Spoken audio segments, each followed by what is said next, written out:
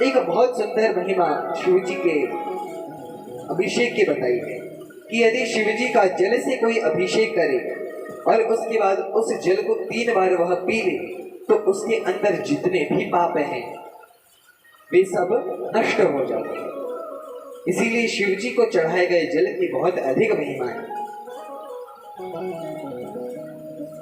और शिव जी के श्री अंग पे यानी कि शिवलिंग के ऊपर जो प्रसाद चढ़ाया जाता है उसे किसी को ग्रहण नहीं करना चाहिए।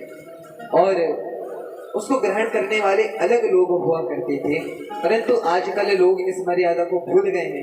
नवग्रह पे, शिवलिंग पे, कहीं पे भी प्रसाद चढ़े उसे ग्रहण कर लेते हैं, परंतु ब्राह्मणों को तो यह ग्रहण बिल्कुल नहीं करना चाहिए। यदि शिवलिंग को चढ़ाया गया है यानी कि उनसे दूर रखा गया है और उन्हें भोग लगाया है तो उसे ग्रहण किया जा सकता है, जो अभी नियम बताया था कि यदि चंडाधिकार नहीं है तब। परंतु यदि उनके श्री अंग पे उनके ऊपर यदि फल आदि कुछ रखे हैं तो उसे ग्रहण नहीं करना चाहिए। यह बात दान लेने वालों के लिए कही गई है कि वो दान आदि के साथ में उसे भी ग्रहण कर लेते हैं, तो यह अपराध है, यह ठीक नहीं। आध्यात्म रामायण में, महाभारत में, आध्यात्म रामायण में, स्कंद पुराण में और कुछ और शास्त्रों में भी इस बात का वर्णन है कि जब रामचंद्र भगवान वनवास में थे उस समय वे भी शिव जी की उपासना करते हुए भस्म अपने शरीर पे लगाते थे। भस्म की बहुत अधिक महिमा है। शिव पुराण में कहा गया है कि यदि ब्रह्मा, विष्णु, महेश तीनों से कही जाए कि शिव जी की जो भस्म है उसकी क्या महिमा है तो वे भी यही कहेंगे कि हम भस्म लगाते अवश्य हैं, परंतु भस्म की महिमा हमें नहीं पता। भस्म की बहुत अधिक महिमा है। और यदि हम शरीर की दृष्टि से भी देखें तो जो व्यक्ति अपने शरीर पे भस्म लगाता है उसके रोमकूप बंद हो जाने के कारण ना ही उसे ज्यादा ठंड लगती है ना ही उसे कभी लू लगती है।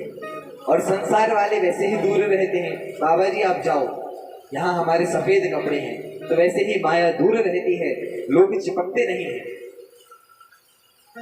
इसीलिए जो भस्म है शरीर की दृष्टि से देखें तो भी, और यदि शंकर भगवान की उपासना की दृष्टि से देखें तो भी भस्म बहुत अधिक आवश्यक है शिव पूजन।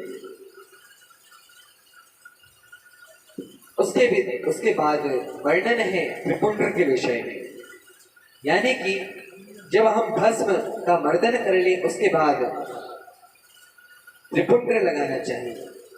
त्रिपुंड्र 2 प्रकार से लगता है कि एक तो प्रकार यह है कि जो 2 उंगली हैं उन्हें इस प्रकार से खींचे और अंगूठे से बीच के एक और रेखा बना दें। इस प्रकार से एक त्रिपुंड्र बनता है। और दूसरा 3 उंगली में चंदन घिस करके तीनों को एक साथ,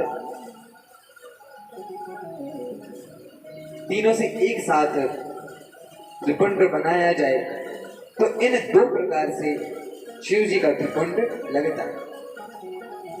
ऊपर वाली रेखा में शंकर भगवान, आदि में ब्रह्मा जी और मध्य में विष्णु भगवान, और बीच वाली रेखा में विष्णु भगवान, और बीच में जो बिंदी के रूप में है वे आदि शक्ति मां दुर्गा। पुंड्र का अर्थ उंगली होता है। ऊर्ध्व पुंड्र यानी कि ऊपर की ओर जब उंगली खींची जाए तो ऊपर खींचा जब उंगली को जाता है तब उस तिलक को ऊर्ध्व पुंड्र कहते हैं, और जब 3 उंगली से रेखा खींची जाती है उसे त्रिपुंड्र कहते हैं।